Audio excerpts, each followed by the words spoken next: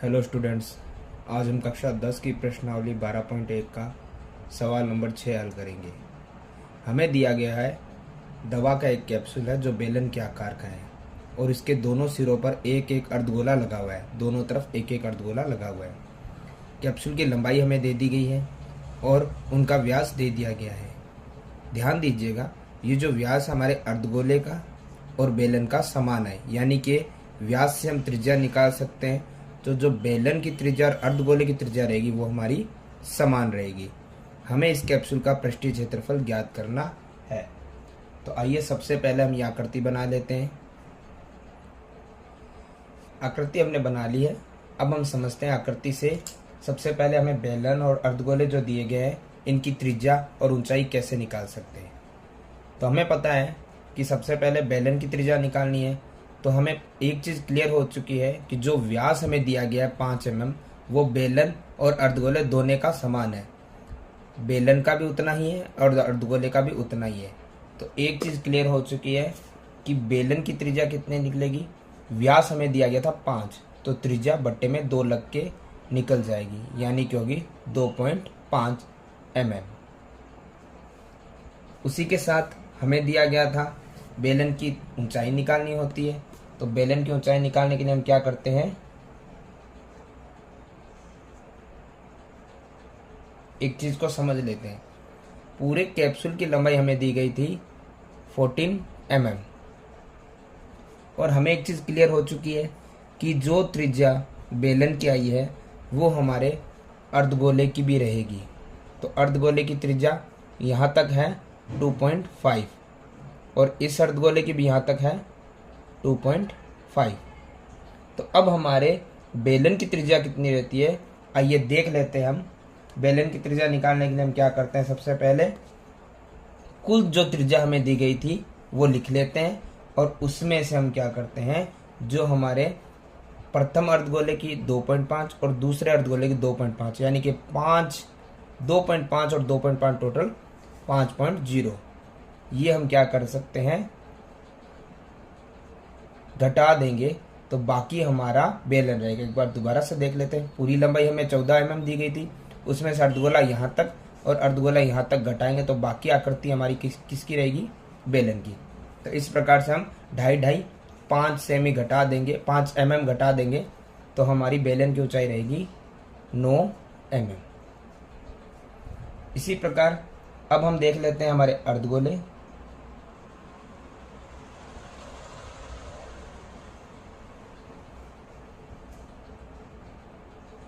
अर्धगोले की त्रिज्या हम समझ चुके हैं कितनी थी हमारी, 2.5 mm, क्योंकि उनका व्यास दिया गया था और व्यास से हमने त्रिज्या निकाल ली है तो हम डायरेक्ट लिख सकते हैं। अब हम देखते हैं जो हमें पूरा कैप्सूल दिया गया था उसका पृष्ठीय क्षेत्रफल ज्ञात करना है। तो हम देख लेते हैं।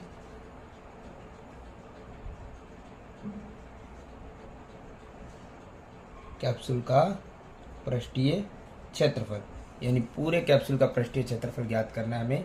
तो हम देखते हैं पूरे कैप्सूल में एक बन रहा है हमारी बेलनाकार आकृति, तो हम निकाल लेंगे बेलन का वक्र पृष्ठीय क्षेत्रफल।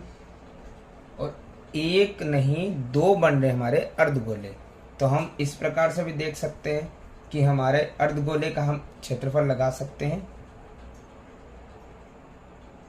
अर्धगोले का वक्र पृष्ठीय क्षेत्रफल। एक चीज ध्यान दीजिएगा, हमारे अर्धगोले यहाँ पर 2 है तो हमें दोनों का निकालना है और दोनों की समान त्रिज्याएं हैं तो दोनों का क्षेत्रफल भी समान आएगा। तो हम एक चीज कर सकते हैं कि हमारे पास 2 गोलों का हमें क्षेत्रफल निकालना है, तो इस चीज पे थोड़ा सा ध्यान देंगे हम गुणा 2 कर देते हैं। ये 2 गुणा इसीलिए किया है क्योंकि हमें बेलन का वक्र पृष्ठीय क्षेत्रफल तो निकालना है, बीच वाले भाग का, अर्धगोले का भी क्षेत्रफल निकालना है और अर्धगोले हमारे पास 2 है तो हम 2 की गुणा कर सकते हैं। अन्यथा आप दोनों का अलग अलग निकाल के भी 2 जोड़ सकते हैं, अर्धगोले का वक्र पृष्ठीय क्षेत्रफल प्लस में अर्धगोले का वक्र पृष्ठीय क्षेत्रफल। तो आइए इनके फॉर्मूले लिख लेते हैं। हमारे पास सबसे पहले है बेलन का वक्र पृष्ठीय क्षेत्रफल होता है 2πr h प्लस अर्धगोले का होता है पाई आर 2 पाई आर स्क्वायर। और अर्धगोले हमारे कितने हैं 2, तो 2 की हम गुणा कर देते हैं। वापस से देखते हैं, बेलन का वक्र पृष्ठीय क्षेत्रफल है 2 पाई आर एच, प्लस में अर्धगोले का है 2 पाई आर स्क्वायर और गुणा में 2, यानी कि 2 अर्धगोले हमारे यहाँ पर है। अब हम इनके मान रख देते हैं। तो देखिए 2 गुणा में पाई का मान हमें कितना दिया गया है, यहाँ पर हमें कोई निर्देश नहीं दिया गया है, तो हम रख लेते हैं 22/7 गुणा में h यानी ऊंचाई हमारे पास कितनी थी बेलन की 9 प्लस 2 पाई का मान और त्रिज्या किसकी अर्धगोले की। अर्धगोले की त्रिज्या हमारी पास कितनी थी 2.5। एक चीज ध्यान देंगे, हमने यहाँ पे 2 पाई का मान रखा है लेकिन r नहीं रख पाए, r हम रख देते हैं कितनी थी 2.5 प्लस में 2 पाई का मान, r हमारे पास 2 बार है और गुणा में 2। अब हमें ये मान निकालना और प्लस करना है। तो एक चीज हम देख सकते हैं, यदि इसमें से हम कुछ कॉमन निकाल सकते हैं तो कॉमन देख लेते हैं। जैसे 2 22/7 इसमें भी और इसमें भी है, दोनों तरफ है तो कॉमन आ जाएगा। 9 इस तरफ है लेकिन इस तरफ नहीं है तो हम कॉमन नहीं ले सकते। 2.5 कॉमन ले सकते हैं। अब कुछ कॉमन नहीं आया तो हम देखते हैं 2 22/7 और 2.5 कॉमन जा चुके हैं तो बचा यहाँ पर 9 प्लस 2 22/7 और 2.5 कॉमन जा चुका है तो यहाँ पे बचा हमारा 2.5 और गुणा में 2। अब हम देखते हैं इसको। सबसे पहले यदि कुछ कट रहा है तो हम काट लेते हैं, यदि नहीं कट रहा है तो वैसे का वैसे लिख लेते हैं। जैसे 2 की गुणा 22 से करेंगे तो होगा 44/7 2.5 गुणा में, इससे भी हल कर लेते हैं हम 9 प्लस 2.5 यानी 2.5 की गुणा 2 से करेंगे तो आएगा 5। तो 44/7 था गुणा में 2.5 है और ब्रैकेट खोल लेते हैं। 9 और 5 होता है 14, तो 7 से 14 गया 2 बार। अब देखेंगे बट्टे में हमारे पास कुछ नहीं है, अब हमें सिर्फ 44 गुणा में 2.5 की गुणा 2 से करेंगे तो आएगा 5, इनकी गुणा करेंगे तो सवाल हमारा हो जाएगा हल। तो 44 की 5 से जब हम गुणा करेंगे तो आएगा हमारा 220 mm स्क्वायर। इस प्रकार से हमारा सवाल नंबर 6 होता है कंप्लीट। सवाल नंबर 7, हमें यहाँ दिया गया है एक तंबू है जो बेलन आकार का और उस पर शंकु अध्यारोपित है। तो हमें एक ऐसी आकृति बनानी है जिसमें नीचे बेलन और ऊपर शंकु लगा हो। हमें यहाँ पे बेलनाकार भाग की ऊंचाई और व्यास हमें दिया गया है। तो ये ध्यान रखिएगा, ये सिर्फ बेलन की ऊंचाई है, पूरी आकृति पूरे तंबू की नहीं। तो बेलन की ऊंचाई हमें दी गई है 2.1 मीटर और व्यास हमें दिया गया है 4 मीटर। तो जब भी व्यास दिया गया हो उससे हम त्रिज्या बना सकते हैं, क्योंकि त्रिज्या का फॉर्मूला होता है व्यास बटे में 2। तो व्यास हमारे पास है 4, त्रिज्या हमारी आ जाएगी 4 के भाग में 2 लगाएंगे तो 2 मीटर। तो आइए हम लिख लेते हैं इन चीज़ों को। साथ में हमें दिया गया है शंकु की तिर्यक ऊंचाई, तो हम इन चीज़ों को लिख लेते हैं। हमें बेलन का व्यास दिया गया था तो उससे हम त्रिज्या बना सकते हैं। बेलन की ऊंचाई दी गई थी और शंकु की तिर्यक ऊंचाई हमें दी गई थी। इसके बाद हमें बोला गया है यहाँ पर कि इस तंबू को बनाने के लिए जो कैनवास लग रहा है उसका क्षेत्रफल ज्ञात कीजिए। तो आइए सबसे पहले हम जो जितना भी इस पे वो कैनवास लग रहा है तंबू को बनाने के लिए उसका क्षेत्रफल ज्ञात करते हैं। तो आइए सबसे पहले निकालते हैं तंबू का क्षेत्रफल।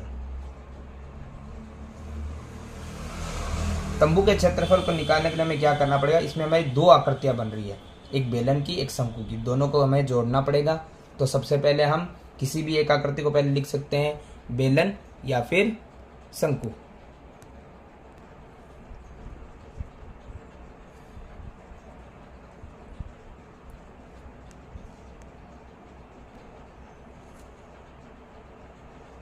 बेलन का वक्र पृष्ठीय क्षेत्रफल और प्लस में दूसरा भाग हमारे पास कौन सा है, शंकु। तो शंकु का वक्र पृष्ठीय क्षेत्रफल। तो आइए दोनों के हम सूत्र लगा देते हैं। बेलन का होता है 2 पाई आर एच और शंकु का होता है पाई आर एल। दोनों के मान रख देते हैं हम। 2 का 2, पाई के लिए हमें कोई भी संकेत यहाँ पे दिया गया नहीं है, तो पाई का मान हम रख देंगे 22/7। त्रिज्या बेलन की थी 2 मीटर और ऊंचाई थी हमारे पास 2 ऊंचाई हमें दी गई थी बेलन की 2.1। फिर प्लस में पाई का मान 22/7। त्रिज्या देखिए शंकु की त्रिज्या हमें कहीं दी नहीं गई थी, पर एक चीज़ हम देख लेते हैं, यदि बेलन का व्यास हमें 4 मीटर दिया गया था और त्रिज्या हमने 2 मीटर निकाली थी, तो शंकु उस पर ही अध्यारोपित है, तो शंकु की त्रिज्या भी कितनी आएगी 2 मीटर गुणा में एल, उसकी तिर्यक ऊंचाई हमें दी गई है, कितनी है 2.8। अब हम इसको सोल्व करते हुए दोनों तरफ को जोड़ सकते हैं, तो हमारा मान निकल जाएगा, हमारा उत्तर निकल जाएगा। एक तरीका हम और कर सकते हैं, अगर हमें काटापेटी को थोड़ा छोटा करना है तो, क्योंकि इसमें क्या होता है गुणा और भाग करने पड़ते हैं, जो उनको छोटा करने का एक तरीका ये भी है, यदि कुछ कॉमन आ रहा है तो कॉमन ले लीजिए। जैसे 2 दोनों तरफ कॉमन आ रहा है तो बाहर ले लीजिए, 22/7 कॉमन आ रहा है तो बाहर ले लीजिए। फिर 2 आ रहा है, लेकिन ये 2 हमने कॉमन ले लिया है, तो इसके अलावा कोई और 2 नहीं आ रहा है तो कॉमन नहीं ले सकते।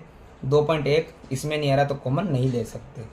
तो देखिए 2 और 2 22/7 कॉमन आ गया, बचेगा 2 गुणा में 2.1 प्लस 22/7 और 2 कॉमन जा चुका है तो बचेगा 2.8।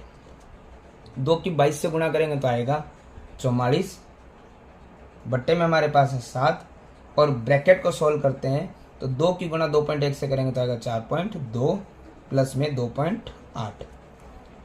44/7 दोनों संख्याएं जुड़ रही है तो प्लस होने पे आएगा 7.0 और पॉइंट के बाद 0 का कोई अस्तित्व नहीं होता है, तो 7 से 7 चला गया एक बार।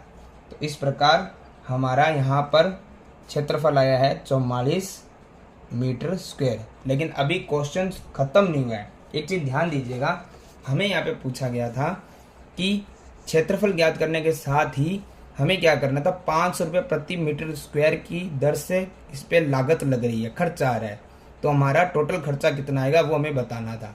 तो हम देखते हैं कि सबसे पहले हमारे 1 मीटर स्क्वायर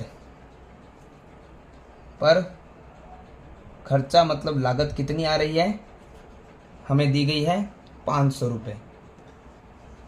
और अब हमें ये कह रहा है हमारी कितनी मीटर आया था 44 मीटर स्क्वायर, इस पर खर्चा कितना लगेगा।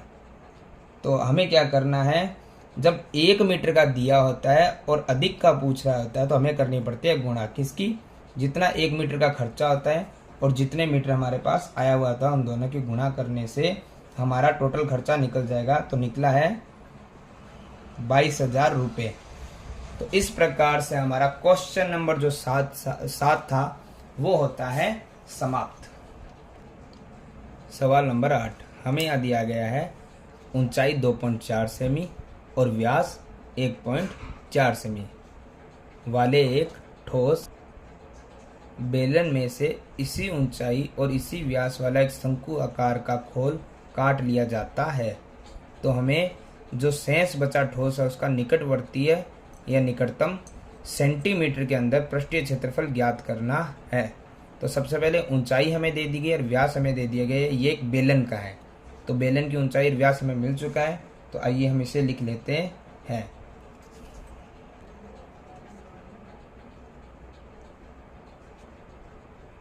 बेलन की ऊंचाई हमें दे दी गई है 2.4 सेमी और उसका व्यास दे दिया गया हमें 1.4 सेमी। तो सबसे पहले हम निकाल लेते हैं उसकी त्रिज्या। त्रिज्या निकालने के लिए हमें क्या करना होता है, व्यास के बट्टे में 2 लगाना होता है। तो 1.4 में 2 का भाग लगाएंगे तो हमारी पास त्रिज्या आ जाएगी 0.7 सेमी। अब हमें आगे कह रहा है कि सबसे पहले हम इसकी आकृति बना लेते हैं। हमारे पास एक बेलनाकार आकृति थी जिसकी ऊंचाई और त्रिज्या हमें दोनों ही दे दी गई है। अब ये कह रहा है इसी व्यास और ऊंचाई वाला, यानी कि आपको सेम ऊंचाई है और सेम ही व्यास है। ये आपको एक शंकु आकृति दी गई है, यानी शंकु की ऊंचाई और शंकु का व्यास दोनों हमारे सेम है, तो ऊंचाई 2.4 सेमी और व्यास 1.4 सेमी। तो सिंपल सी बात है, त्रिज्या भी समान आएगी 0.7 सेमी। ऐसी आकृति है जो क्या किया है, इसके अंदर काटकर पूरी तरीके से बनाया गया है। अब हमें ये क्या कह रहा है कि हमें सबसे पहले इस ठोस आकृति का क्षेत्रफल ज्ञात करना है। तो सबसे पहले हमें क्या करना पड़ेगा, बेलन और शंकु का क्षेत्रफल जोड़ना पड़ेगा। लेकिन शंकु के अंदर क्षेत्रफल होता है पाई आर एल, तो एल यानी तिर्यक ऊंचाई जो हमें दी गई नहीं है। तो हम सबसे पहला काम करते हैं शंकु की तिर्यक ऊंचाई निकालने का।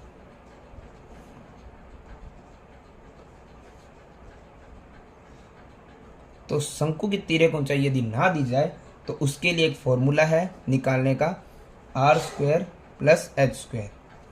आर हमारे पास थी 0.7 और एच हमारे पास था 2.4। 0.7 का हमें स्क्वायर करते तो आएगा 49.49 और 2.4 का यदि हम स्क्वायर करेंगे तो हमारे पास आएगा 5.76। अब हम क्या करते हैं, इन दोनों को अंडर रूट में प्लस कर लेते हैं।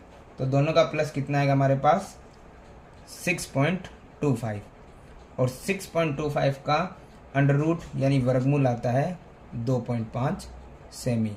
ये हमारी निकली है एल। अब हम क्या करते हैं, पूरे ठोस आकृति का क्षेत्रफल ज्ञात करना है, तो हमें बेलन प्लस शंकु का क्षेत्रफल निकालना पड़ेगा। तो आइए निकालते हैं। शेष ठोस का पृष्ठीय क्षेत्रफल। तो इसके लिए हमें क्या करना पड़ेगा, हमें बेलन का पृष्ठीय क्षेत्रफल, वक्र पृष्ठीय क्षेत्रफल, और साथ में हमें क्या करना पड़ेगा, शंकु का वक्र पृष्ठीय क्षेत्रफल। अब हमें एक चीज थोड़ी ध्यान में लानी पड़ेगी इस सवाल में। हमारे पास ये आकृति थी, हमें यहाँ बताया गया था बेलन, तो बेलन का वक्र पृष्ठ हमने लगा लिया है। फिर उसमें से शंकु काटा गया था, तो शंकु का वक्र पृष्ठ भी लगा लिया है। तो ध्यान से देखेंगे हम, बेलन का वक्र पृष्ठ इतना ही होता है, बाहरी भाग पूरा सिलेंडर, और शंकु का भाग भी ये होता है। ऊपर वाला कट चुका है तो हमें निकालना नहीं है, लेकिन एक चीज, नीचे वाला भाग जो बेलन में निकालते वक्त नहीं आया था, क्योंकि वक्र पृष्ठ तो खाली गोल गोल भाग होता है, नीचे वाला भाग या ऊपर वाला भाग नहीं होता। ऊपर वाला कट चुका तो हमें वैसे भी नीचे है, नीचे वाला ना बेलन में निकला है ना शंकु में निकला है, तो नीचे वाली यानी वृत्ताकार भाग का भी हमें क्षेत्रफल निकालना पड़ेगा, तो वो भी हम उसमें जोड़ देते हैं। प्लस में वृत्त का क्षेत्रफल। तो आइए अब इनका सूत्र लगा देते हैं। बेलन का होता है 2πrh, शंकु का होता है πrl और वृत्त का होता है πr²। सूत्र लगाने के बाद अब हमें सिर्फ और सिर्फ इनके मान रखने हैं और हमें इन्हें क्या करना है, प्लस करने हैं, और हमारा आंसर आ जाएगा। तो चलिए सबसे पहले मान रख लेते हैं हम। 2 की जगह 2 रहेगा। पाई का मान हमें यहाँ पे यदि कुछ दिया हुआ होता है संकेत, तो संकेत अनुसार हमें रखना पड़ता है, अन्यथा हम क्या रखेंगे 22/7। त्रिज्या शंकु माफीजिया बेलन की त्रिज्या हमें कितनी दी गई थी 0.7 गुणा में एच, बेलन की ऊंचाई हमें दी गई थी 2.4 जो सवाल के शुरू में हमें दी गई है। फिर पाई का मान 22/7, आर जो कि शंकु है, और शंकु की ऊंचाई और त्रिज्या उतनी थी जितनी बेलन की थी, तो उसकी ऊंचाई त्रिज्या भी कितनी थी 0.7। तिर्यक ऊंचाई हमने निकाल ली थी जो आई थी हमारे पास 2.5, फिर प्लस, फिर पाई का मान। ये वृत्ताकार भाग जो था वो बेलन का ही था, तो त्रिज्या उतनी रहेगी जितनी बेलन की है, तो 0.7, और इसे हमें कितनी बार लिखना है 2 बार। अब हम देखते हैं इस सवाल के अंदर, यहाँ पर हम देखते हैं कुछ कॉमन आ रहा है तो कॉमन ले लेते हैं, अन्यथा सिंपल तरीका अगर आप देखें तो वो ये रहेगा, सभी मान गुणा और भाग कर लीजिए, प्लस गुणा और भाग कर लीजिए, और प्लस गुणा और भाग कर लीजिए। अंत में तीनों मान को हम जोड़ सकते हैं तो हमारा आंसर निकल जाएगा। अन्यथा छोटा करने का तरीका ये है, कॉमन आ रहा है तो कॉमन ले लीजिए। जैसे हमारे पास यहाँ पे कॉमन क्या आ रहा है, हमारे पास यहाँ पे कॉमन आ रहा है 2 कॉमन आ रहा है जी, नहीं 2 इसमें है लेकिन इन दोनों में नहीं है। 22/7 दोनों तीनों के अंदर कॉमन है तो हम कॉमन ले सकते हैं बाहर।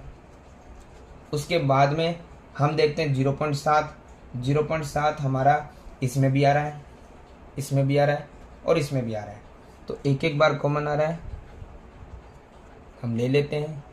अब ध्यान से देखते हैं 2.4 इसमें है और इसमें नहीं है, इसमें नहीं है,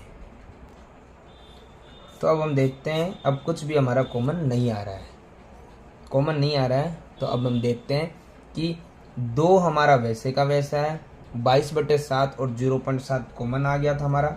उसके बाद 2.4 वैसे का वैसा, प्लस 22/7 और 0.7 कॉमन आ गया तो बचा था 2.5, प्लस 22/7 और 0.7 कॉमन आ चुका है तो बचेगा 0.7। ध्यान दीजिएगा, दोबारा से मैं बता रहा हूँ आपको, यदि आप कॉमन लेना वाला नहीं समझ पा रहे हैं तो आप इनको सिर्फ हल कर दीजिए और जो तीनों हमारा बेलन, शंकु और वृत्त है इनके क्षेत्रफल को जोड़ दीजिए, हमारा शेष ठोस का क्षेत्रफल आ जाएगा। यदि आप इस सवाल में कॉमन ले सकते हैं तो इस तरीके से आप उसको हल कर सकते हैं, अन्यथा वैसे भी हल कर सकते हैं नॉर्मल तरीके से। अब हम देखते हैं, सबसे पहले यहाँ पर हमारा पॉइंट उठाएंगे तो आ जाएगा हमारे पास 10, 7 से 7 कट चुका है।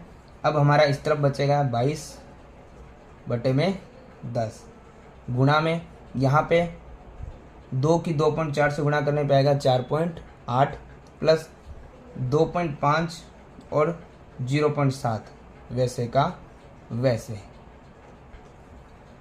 22 में 10 का भाग लगाएंगे तो आएगा 2.2, गुणा में इन सभी भागों को जब हम जोड़ देंगे तो हमारे पास आ जाएगा, तीनों भाग को जोड़ने पे हमारे पास आएगा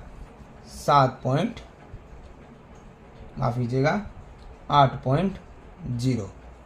जब हम तीनों डिपार्टमेंट को जोड़ देंगे, तीनों नंबर्स को जोड़ देंगे तो हमारे पास आएगा 8.0। अब हमें पता है कि पॉइंट के बाद 0 कोई मतलब नहीं है, 2.2 की गुणा 8 से करेंगे तो आ जाएगा हमारे पास 17.60 सेमी स्क्वायर। हमें इस आकृति का क्षेत्रफल निकालना था तो इस प्रकार से हमारा क्षेत्रफल निकल चुका है 17.60 सेमी स्क्वायर। तो क्वेश्चन नंबर 8 होता है कंप्लीट।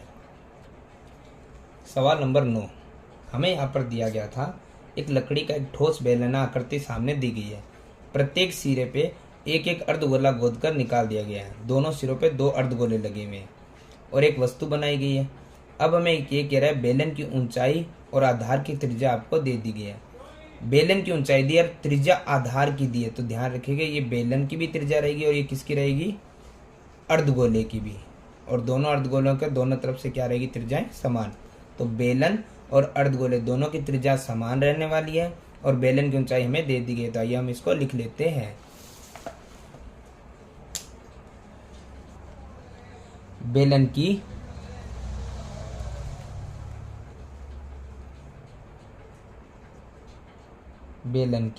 त्रिज्या, बेलन की त्रिज्या हमें दी गई है क्वेश्चन के अंदर 3.5 सेमी।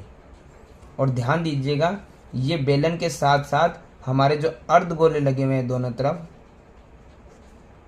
उनकी भी त्रिज्या यही है, तो त्रिज्या हो गई है अर्धगोले की भी 3.5 सेमी। साथ में हमें बेलन की ऊंचाई दे दी गई है जो हमें दी गई है 10 सेमी, 10 सेंटीमीटर। अब हमें क्या करना है, इस वस्तु का संपूर्ण पृष्ठीय क्षेत्रफल निकालना है। आकृति मैंने नहीं बनाई है क्योंकि ये आपको बुक में दे दी गई है, वैसी की वैसी ही आकृति रहेगी। तो वस्तु का संपूर्ण पृष्ठीय क्षेत्रफल, हमें पता है वस्तु का संपूर्ण पृष्ठीय क्षेत्रफल निकालने के हमें क्या करना पड़ेगा, एक हमारी आकृति है बेलनाकार, तो बेलन का वक्र पृष्ठीय क्षेत्रफल, और साथ में हमारे पास 2 अर्धगोले हैं तो या तो आप दोनों अर्धगोले का अलग अलग क्षेत्रफल निकाल दीजिए, दोनों का समान है तो हम एक साथ ही 2 गुना अर्धगोले का क्षेत्रफल निकाल सकते हैं। इससे पहले भी हमने एक सवाल में ऐसे ही किया था।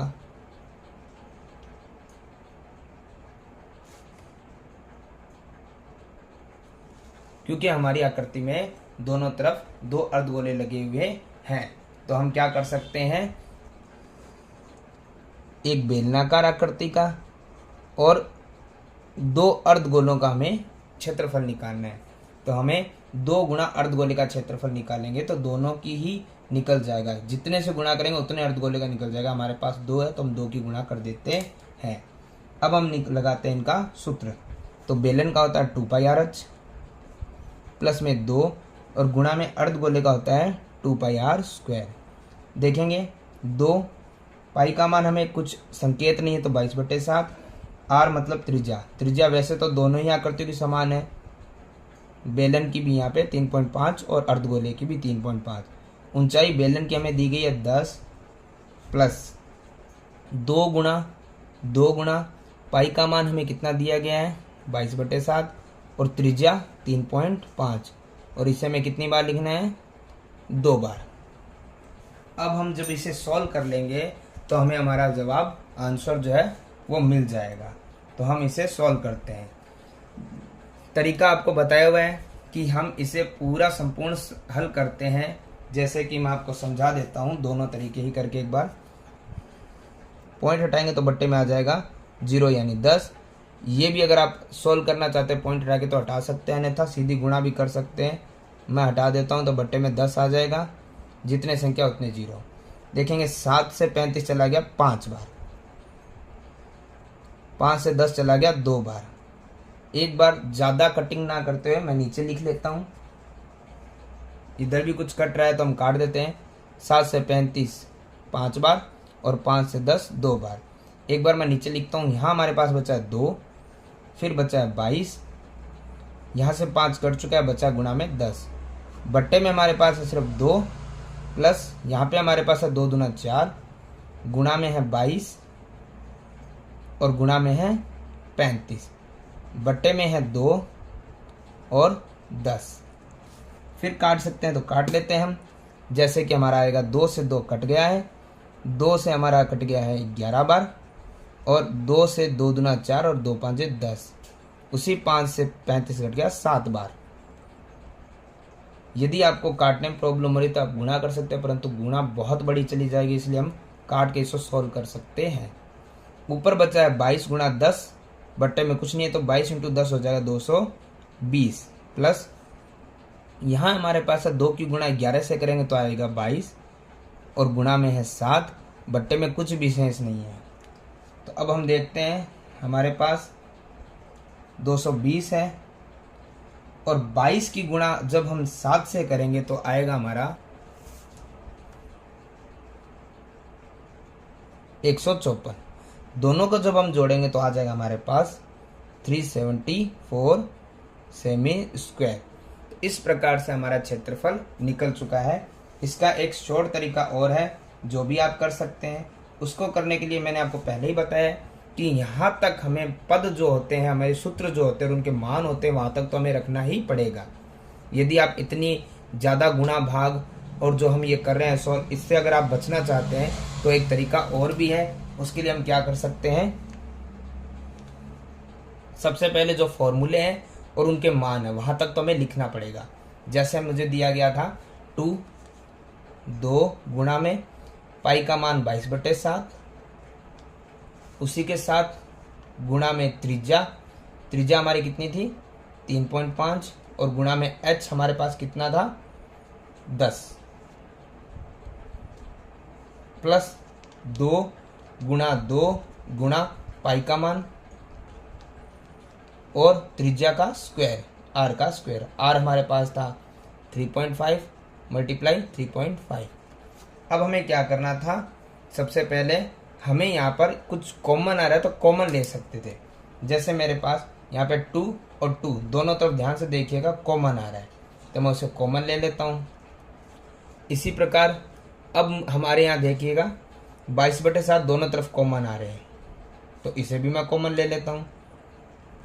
3.5 भी हमारा दोनों तरफ कॉमन आ रहा है, तो इसे भी मैं कॉमन ले लेता हूँ। अब हम एक चीज़ देखते हैं, यहाँ पर हम अपने पास 10 इस तरफ है लेकिन उस तरफ नहीं है, तो कॉमन नहीं आ सकता। तो अब देखेंगे हम 2 22/7 और 3.5 कॉमन जाने के बाद हमारे पास क्या बचा है 10 प्लस। इसी प्रकार यहाँ भी हम देखते हैं 2 22/7 और 3.5 कॉमन जा चुका है, लेकिन एक चीज़ देखिएगा 2 कॉमन गया है, ये 2 कॉमन नहीं गया है, तो इसे हम वैसे का वैसे लिख लेते हैं। 22/7 कॉमन गया है, 3.5 कॉमन गया, लेकिन एक 3.5 है वो कॉमन नहीं गया है। इस चीज़ पे थोड़ा ध्यान दीजिएगा कि 2 एक बार ही कॉमन था, एक बार नहीं। 22/7 3.5 एक बार कॉमन था पर एक बार तो नहीं था, तो उसे एज इट इज हम लिख लें। अब हम देखते हैं जितना उसमें गुणा भाग करना पड़ा था उतना यहाँ पे नहीं करना पड़ेगा। कारण देख लेते हैं कैसे। पॉइंट हटाएंगे 10 आएगा, और अब हम देखते हैं कि 7 से 35 चला गया और 5 से 10 चला गया। अब हम इसे सोल्व करके नीचे लिख लेते हैं, 2 की 22 से गुणा करेंगे, या फिर हम एक बार लिख देते 2 गुणा 22। ऊपर कुछ नहीं है, बट्टे में है 2 गुणा 10 है प्लस 2 की गुणा 3.5 से करेंगे तो आएगा 7.0, और 0.0 का कोई मतलब होता नहीं है। आगे हम देख लेते हैं, 2 से 2 जा चुका है तो बचेगा 22 गुणा, और 10 प्लस 7 होता है 17, यानी 22 की जब 17 से गुणा करेंगे हम तो हमारे पास आ जाएगा 374 सेमी स्क्वायर। तो ध्यान से देखिएगा, हमारा आंसर ऐसे भी सही आएगा और ऐसे भी सही ही आएगा। अब आप कोई भी तरीका यूज कर सकते हैं, और इस प्रकार हमारे क्वेश्चन नंबर 9 होता है कंप्लीट, और ये एक्सरसाइज 12.1 भी होती है समाप्त।